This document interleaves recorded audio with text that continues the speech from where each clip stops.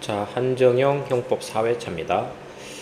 자, 형법 적용 범위에 대한 건데, 요거는 형법에 대한 내용이지만, 우리나라는 뭐 형법, 형소 같이 가죠. 그렇기 때문에 형소법의 적용 범위도 똑같이 가면 됩니다. 과거 문제를 보면은 뭐 형법 문제, 형소 문제가 조금 구별되는 것처럼 보이지만, 최근에는 이게 뭐 경찰이라든가 뭐 변호사 시험에서 형사법으로 통합되다 보니까 출제하는 교수분들도 그냥 형법 내용도 형소에 내고, 반대로 형소 내용도 뭐 중복되는 범위 내에서 형법을 냅니다. 그래서 이거는 전체 형사법의 적용 범위다 라고 보시면 됩니다. 자, 일단 적용 범위 보시면은 크게 일단 시간적 범위가 형법에서 제일 중요하죠. 시간적 범위.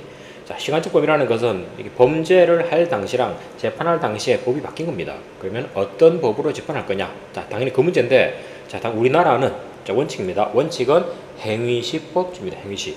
자, 이때 행위시라는 것은 주문에 있는 것처럼 자, 범죄가 성립하는 거랑 자, 처벌하는 것은 자, 행위 당시 그 법률에 따르는 겁니다. 그렇죠? 그래서 요때가 행위시인데 A법이 있었고, 요때 법이 변경되어서 재판할 당시는 B법이다. 그러면 결론적으로 자, 법이 중간에 개정되더라도 행위 당시 법이 A법이면 당연히 이 법에 따라서 범죄 성립이나 처벌을 다룬다는 겁니다. 그리고 중요한 거 이때 행위시라는 것은 기수시가 아니고 최종 범죄의 종료시입니다. 종료시. 그래서 만약에 자, 요 시점에 범죄를 착수해가지고 계속범이라든가 뭐 포괄일제라서 요때 만약에 범죄가 종료됐다면은 요때 시작해가지고 그러면은 이 사람은 요 시점, 종료되는 시점이 범죄 종료시기 때문에 이 사람은 법이 개정된 적이 없습니다. 즉, 요 시점 B법이 이 사람에 관한 행위시법이 되는 겁니다. 이런 것들이 잘 나오죠. 그래서 자, 원칙은 그래서 행위시법주의. 자, 다만 예외적으로 유리하면은 재판시법으로 갑니다. 유리하면은 저기 나오죠. 자, 범죄 후입니다. 범죄 끝난 다음에 자, 반드시 법률이 변경돼야 돼. 법률. 그래서 변경돼서 행위가 더 이상 범죄를 구성하지 않게 되거나 아니면은 적어도 옛날 법보다는 더 가벼워졌다면은 그때는 더 가벼운 신법에 따라서 재판이라. 그래서 이게 재판시법주의죠. 여기 주의할 것은 자, 첫 번째 법률이 바뀌어야 돼. 법률. 그래서 법률이 아닌 다른 것들이 변경되면 그대로 처벌하는 겁니다. 그리고 두 가지 자, 범죄를 더 이상 구성하지 않거나 더 가벼워져야 됩니다. 그 말은 자, 법률은 변경됐는데 자, 형이 똑같아. 동일하더라. 그때는 그냥 원칙으로 가서 행위시법으로 처벌하는 겁니다. 그리고 여기 있는 이때 법률이란 전체로서 대한민국 법률을 말합니다. 대한민국 법률. 그러니까 이게 법원에 나왔던 것처럼 국회가 제정한 형식적 의미의 법률. 요거는 죄형 법정주의에서 얘기하는 거고 이 법이 아니고 전체 법질서에서 법률을 말하는 겁니다. 두 가지 좀 구별하시고 그리고 세 번째 점은 이번에는 재판이 확정됐습니다.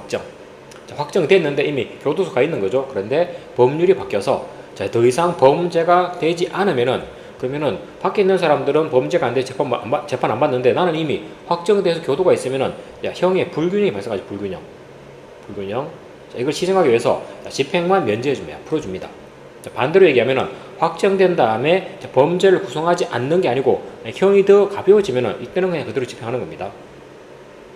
자, 두 가지 체크하시고 자, 그리고 이제 중요한 거 동기설. 자, 우리 판례는 옛날에 법률이 변경되었더라도 그 변경에 동기를 따지죠. 그러니까 63년인가 그때부터 그런 건데 이 당시는 아마도 국회가 법률적인 전문성이 부족하다고 봤기 때문에 국회가 법을 바꾸더라도 이 법을 바꾼 동기가 뭐지? 이거를 별도로 대법원에서 고려해가지고 야, 이게 옛날 법이 잘못된 거야 라고 법률 변경의 동기를 따져가지고 이게 만약에 뭐 반성적 고려라면은 즉 옛날 게 잘못됐어 라는 의미에서 반성의 의미에서 변경됐다면 그때는 바뀐 법. 그게 아니고 뭐 단순하게 사실관계 변천에 따른 폐지더라.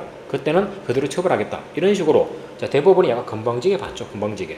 국회가 바꿨으면 그대로 가야 되는데 건방지게 간 겁니다. 이걸 갖다가 최근 작년 크리스마스를 전후해가지고 폐지된 거죠. 자, 그래서 주의할 것은 요게 최근 경찰 문제는 그냥 동기설이 폐지됐다. 즉 반성적 고려에 따른다. 이게 틀린 질문은 나왔는데 다시 나온다면 이제 바뀐 내용이 나올 겁니다. 자, 그래서 첫 번째 보시면 뭐 형벌 법규 자체, 형법이라든가 위임받은 수권받은 법령이 유리하게 바뀌면 무조건 1조 2항 유령법으로 재판시법으로. 자, 다음에 두 번째 다만 자, 형사 법규가 아니고 다른 법령이 바뀐 겁니다. 자, 대표적으로 민법 같은 것들. 민법에서 뭐 형사 미성년 나이가 바뀌었다. 그다음에 뭐 친족 상도로 해서 친족 범위가 바뀌었다. 그죠? 이런 것들은 기본적으로 형법 자체가 바뀐 게 아니죠. 자, 이때는 여기 중요합니다. 자, 형사법적 관점에서 이 다른 법이 바뀌었느냐? 자, 이걸 이유로 한다면은 그때는 법률 변경입니다. 그게 아니고 형사법적 관점과 아무런 관계없이 그냥 다른 법이 바뀌었다. 그러면 그대로 처벌하는 겁니다. 요게 시험에 안 나왔지만 최신 판례 중에 하나가 있죠. 거기 법무사법.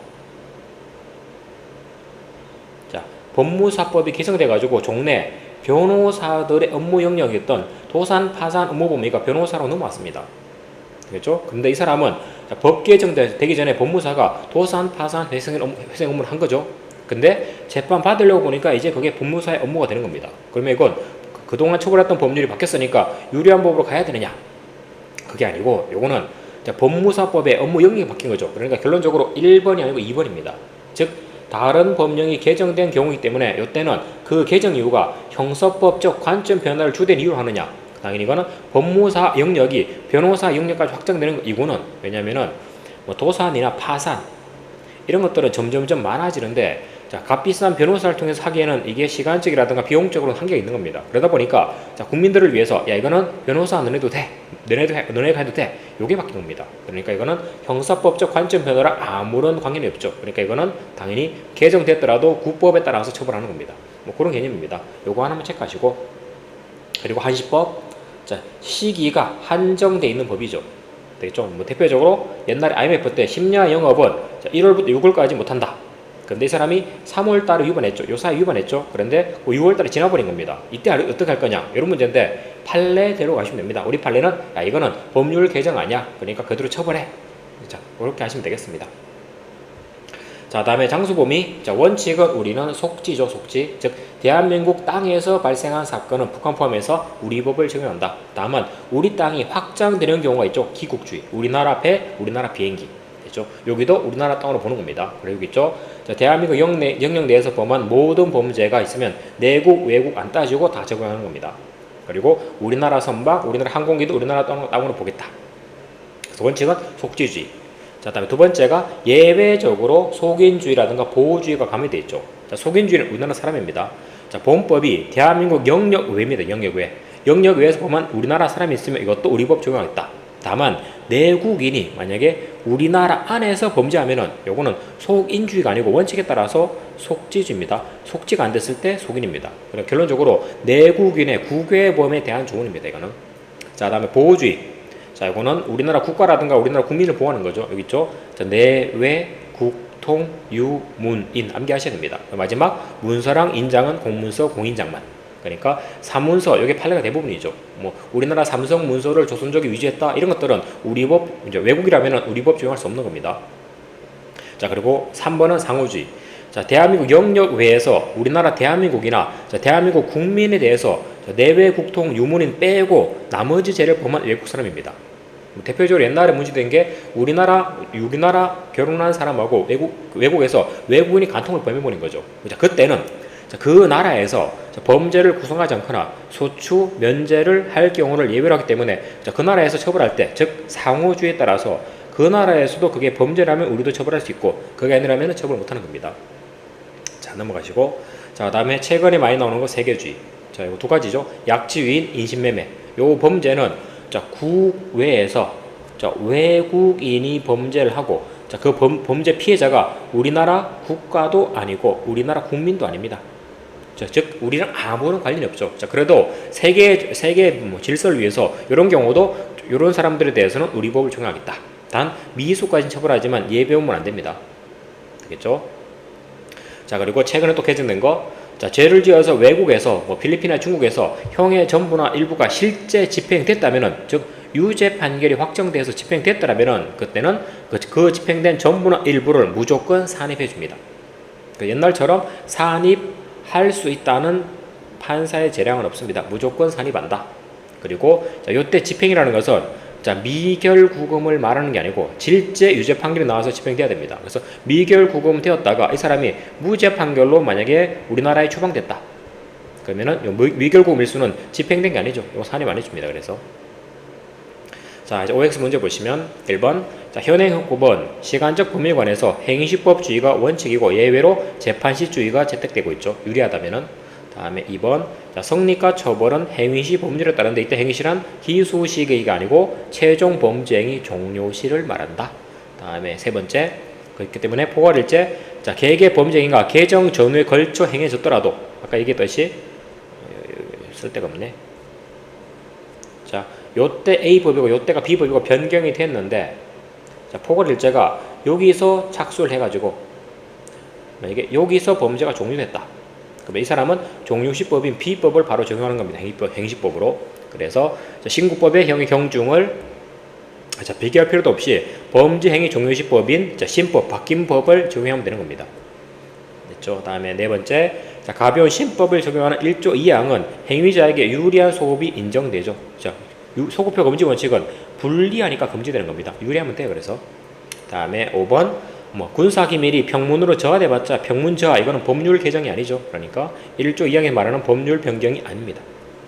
다음에 6번 형법은 속죄가 원칙이고 속인 보호주의가 가미돼 있죠. 다 맞는 말이고 자 다음에 7번 속죄를 규정한 2조에서 죄를 범했다는 것은 일부만 개입되면 되는 거죠. 그래서 행위든 결과든 대한민국 내에서 발생한 것이면 좋습니다. 그리고 기국주의를 규정한 4조 또는 이거는 속죄주의를 확장하는 조문을 이해할 수 있는 겁니다. 되겠죠? 자 다음에 8번 필리핀에서 카지노에 외국인 출입 허용되고 있죠. 그런데 우리나라는 안 됩니다. 그러니까 필리핀국에서 도박을 한 우리나라 사람에 대해서는 요거는 외국인의 국외법이니까 속인주의에 따라서 우리 형법을 적용할 수가 있는 겁니다. 자 다음에 9번 인신매매 약주인 이거는 대한민국 영역 외에서 범한 외국인한테도 범죄를 적용하죠. 다만 미수까지는 되지만 예비 업무는 안 됩니다. 이것도. 자 다음에 빈칸 채우기 조문 범죄 성립과 처벌은 행위 당시에 그 법률에 따른다. 다음에 11번 범죄 후 법률입니다. 법률이 변경돼서 그 행위가 더 이상 범죄를 구성하지 않거나 국법보다 더 가벼워진 경우에는 당연히 더 유리한 신법으로 가면 되겠죠. 이것도. 다음에 12번 이거는 1조 3항 재판이 확정된 다음에 더 이상 범죄를 구성하지 않게 되면은 그때는 집행만 면제하는 거죠. 집행만 면제. 다음에 13번 대한민국 형법은 대한민국 외에서 죄를 범한 내국인한테 속인에 따라서 당연히 적용하죠. 자 다음에 외국에서 전부나 일부가 실제 집행되면은 그 사람의 형은 전부나 일부를 우리 형에 무조건 산입한다. 의무적으로 산입한다.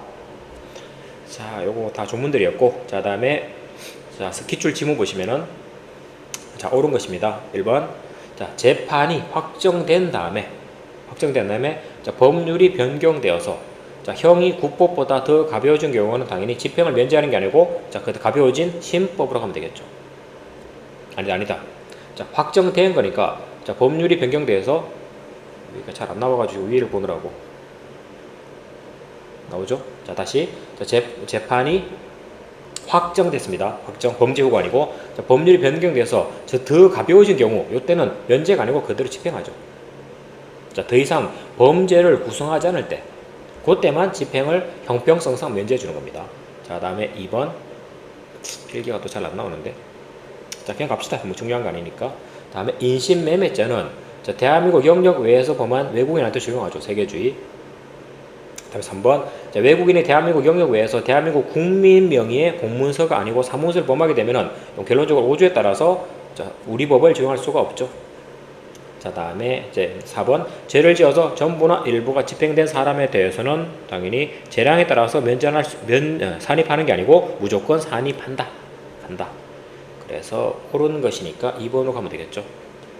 자 다음에 16번 가장 옳지 않은 것 외국인이 외국에서 서울지방청장 명의의 운전면허증 운전면허증이니까 공문서죠. 공문서 위조했다면 당연히 우리 형법을 적용할 수가 있겠죠. 답은 1번. 다음에 2번 공해상에서 운항중이 우리나라 배니까 우리나라 땅입니다. 기국주의에 따라서 우리 법 적용할 수 있다. 다음에 한국인이 외국에서 사람을 죽였더라도 한국인이죠. 그러면 속죄에 따라서 우리 법도 적용하더라도 이중처벌 되지 않습니다. 맞고. 다음에 외국 사람이 노동 착취를 위해서 다른 자기 나라 외국인을 약치 유인했다. 세계주의죠. 그러면 이 사람이 우리나라 여행 오면 우리 법을 적용할 수 있는 겁니다. 왜냐하면 세계주의 때문에. 자 이렇게 갑시다. 이거 잘 안 보이지 왜? 보는 데는 문제가 없으니까 이렇게 해서 마무리하겠습니다.